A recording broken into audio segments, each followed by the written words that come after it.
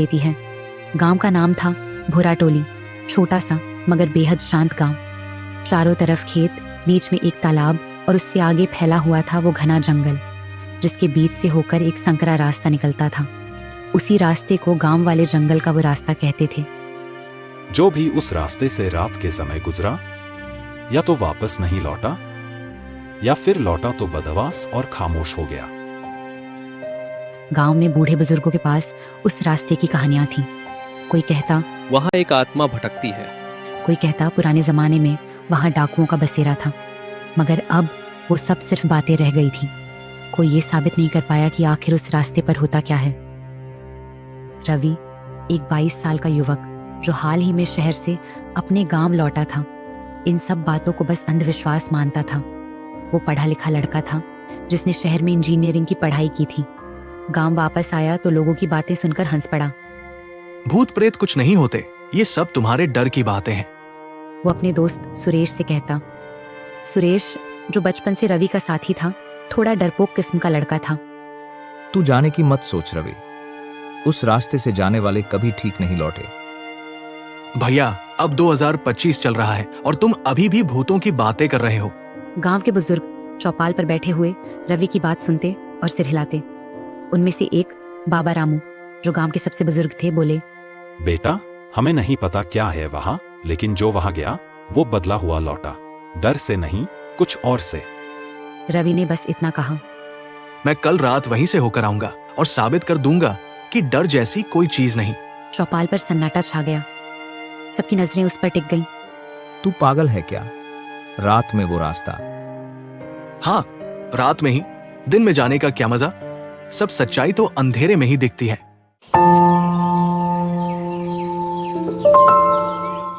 अगले दिन सूरज ढलने से पहले ही रवि ने अपनी टॉर्च, मोबाइल और एक छोटी लकड़ी की छड़ी उठाई। उसकी माँ ने पूछा, कहाँ जा रहा है बेटा इतनी रात को? बस माँ, थोड़ी सैर करने जंगल की तरफ। उसने मुस्कुराते हुए कहा ताकि माँ घबराए नहीं। पर माँ ने उसकी आंखों में देखा, वहां एक जिद थी और एक अजीब सी चमक। जंगल का रास्ता गांव के उत्तर दिशा में था। खेतों के किनारे से होकर फिर बांस के झुरमुट से निकलते ही वो रास्ता शुरू होता था। रात गहरा चुकी थी, हवा में ठंडक थी, झींगुरों की आवाज चारों ओर गूंज रही थी। रवि टॉर्च जलाए आगे बढ़ रहा था। रास्ता संकरा और ऊबड़ खाबड़ था। जंगल के रास्तों के किनारे झाड़ियां थीं जो इस जंगल को और डरावना बनाती थी। कभी कभी उल्लू के भी आया करती थी, पर रवि निडर था। उसने धीरे धीरे चलना जारी रखा। थोड़ी दूर चलने पर उसे रास्ते के किनारे एक पुराना कुआं दिखा।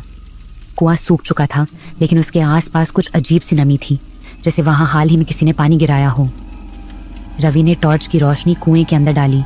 नीचे अंधेरा ही अंधेरा था। अचानक उसे लगा जैसे कोई छाया हिली हो। उसने तुरंत टॉर्च ऊपर की, पर वहां कुछ नहीं था। शायद हवा है, उसने अपने आप से कहा। पर जैसे ही उसने मुड़कर चलना शुरू किया, पीछे से हल्की फुसफुसाहट सुनाई दी। रवि, वो रुक गया। दिल की धड़कन तेज हो गई। उसने चारों तरफ देखा। टॉर्च की रोशनी इधर उधर दौड़ाई। कुछ नहीं था। कौन है वहां? कोई जवाब नहीं मिला, सिर्फ पत्तों की सरसराहट और ठंडी हवा। रवि ने कदम तेज कर दिए। जंगल अब और भी घना हो गया था। ऊपर पेड़ों की डालियां आपस में इस तरह जुड़ी थीं कि चांदनी अंदर नहीं आ पा रही थी। रास्ता जैसे अंधेरे में निगल गया था। टॉर्च की रोशनी बस कुछ फीट तक ही जा रही थी। अचानक किसी के पैर चलने की थप थप आवाज आने लगी पीछे से। रवि रुका, तभी आवाज भी रुक गई। वो आगे बढ़ा तो आवाज फिर से आई। अब वो डर और जिज्ञासा के बीच फंस गया था। उसने टॉर्च पीछे घुमाई और टॉर्च की रोशनी में एक सफेद साया दिखा। लंबी कद काठी, खुले बाल और चेहरा धुंधला सा। रवि का शरीर सिहर गया। कौन है वहां? उसने कांपती आवाज में पूछा। वो साया स्थिर खड़ा रहा। फिर धीरे धीरे उसने अपना सिर झुकाया, जैसे कुछ कहना चाह रहा हो। और तभी हवा का तेज झोंका चला। टॉर्च बंद हो गई। अंधेरे में रवि को लगा जैसे कोई उसके बहुत पास आ गया हो। वो पीछे हटने लगा, मगर उसका पैर किसी चीज से टकराया और वो गिर पड़ा। उसके कानों में एक धीमी मगर साफ आवाज गूंजी। वो रास्ता छोड़ दे रवि, अब भी वक्त है।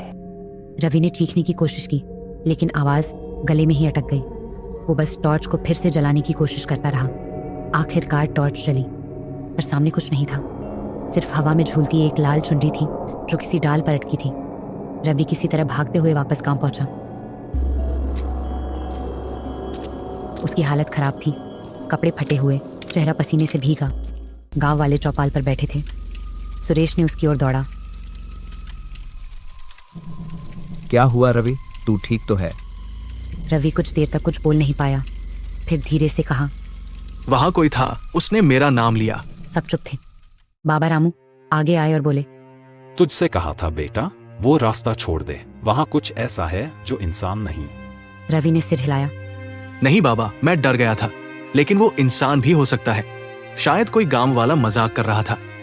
अगर वो इंसान था तो उसका चेहरा तू क्यों नहीं देख पाया? रवि ने कोई जवाब नहीं दिया। उस रात वो बहुत देर तक सो नहीं सका। हर बार आंखें बंद करता तो वो सफेद साया और वो लाल चुनरी याद आ जाती।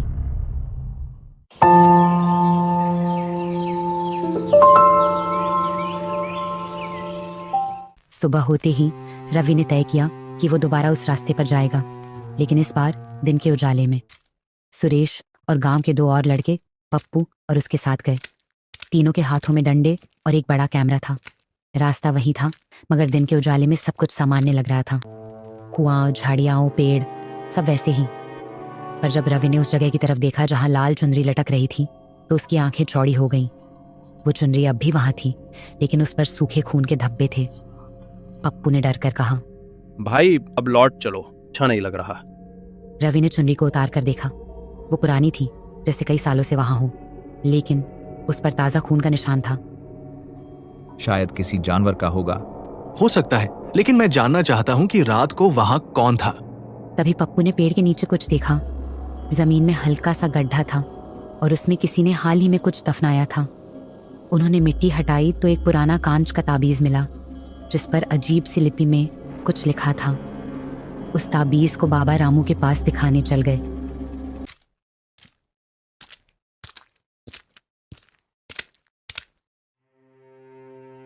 ये ताबीज शांति विद्या में इस्तेमाल होता है जब किसी की आत्मा को बांधना हो। अब सबके रोंगटे खड़े हो गए।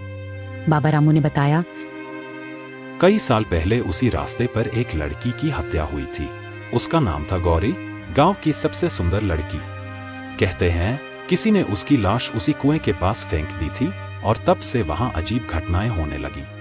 गांव के पुजारी ने तब वो ताबीज रखकर आत्मा को शांत किया था, पर शायद किसी ने वो जगह छेड़ दी थी और अब वो आत्मा फिर से जाग उठी थी। रवि की आंखों में अब डर नहीं, बल्कि जिज्ञासा थी। अगर ये सच है तो हमें उसकी आत्मा को मुक्त करना होगा। तू फिर वही गलती करेगा, मत जा। लेकिन रवि अब रुकने वाला नहीं था। वो जान चुका था कि उस रास्ते का सच किसी की अधूरी कहानी में छिपा है, शायद गौरी की कहानी में। रात फिर आई। गांव शांत था, लेकिन रवि के भीतर तूफान मचा हुआ था। वो अकेला नहीं गया, उसके साथ इस बार सुरेश भी था, मजबूरी में। दोनों ने टॉर्च और अगरबत्ती ली। जंगल में प्रवेश करते हुए रवि ने धीमे स्वर में कहा, गौरी, अगर तू यहाँ है तो हम तेरी मदद करने आए हैं।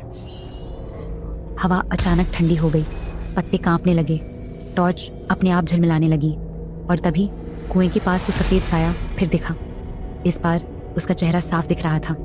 एक सफेद साड़ी में लड़की, आंखों में दर्द और होंठों पर अधूरी मुस्कान। वो बोली, मुझे न्याय चाहिए। रवि ने कांपते हुए कहा, क्या हुआ था तेरे साथ? गौरी ने धीरे धीरे इशारा किया उस पुराने पेड़ की ओर।